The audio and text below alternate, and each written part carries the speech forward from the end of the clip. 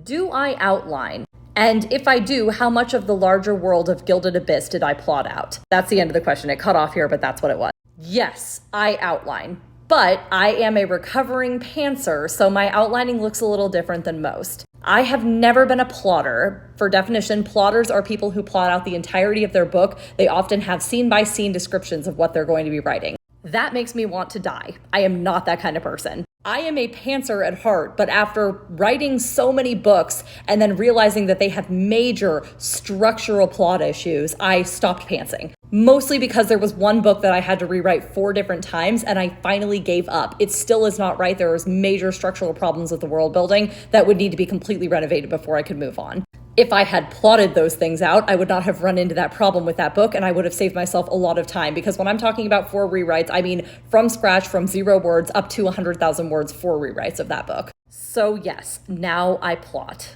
The way that I plot is with a 5-sentence method, and this is something that I have refined after going to multiple writing conferences and then developing this method myself to make sure that it works for me. I think this method is a great one for recovering pantsers, so I try to talk about it a lot because I want people to understand how I accomplish this, and I feel like they could benefit from it too. One of the things I recommend new writers research is plot progression and how the general story structure is supposed to go. For Western readers, at least, there is a certain expectation that there is a 3-act structure within your book. There are others, of course, but each reader genuinely expects a certain thing to happen at a certain point inside a novel. So the 5% mark is the beginning of the book. That is the inciting incident. It's the call to danger where you get somebody coming to your front door offering you some kind of journey. Sometimes the hero embraces it, sometimes the hero resists it, but either way, there's some homework to do before you hit the 25% mark, which starts Act 2.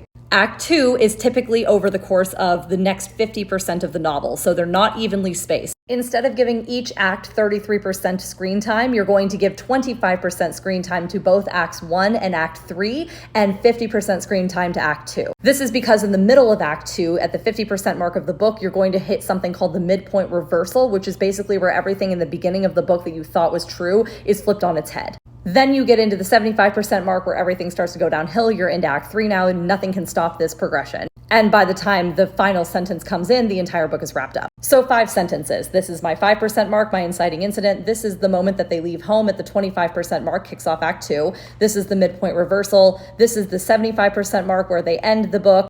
And then this is the 95% mark where all the stuff that got set in motion here is wrapped up. And I use this for Gilded Abyss. Yes, of course. Gilded Abyss was such a bracingly large book that I had to make sure that I knew what information was going to be disseminated and at what times. You cannot pants that kind of stuff. You just have to plot it out or you'll be rewriting it from scratch. I hope that helps.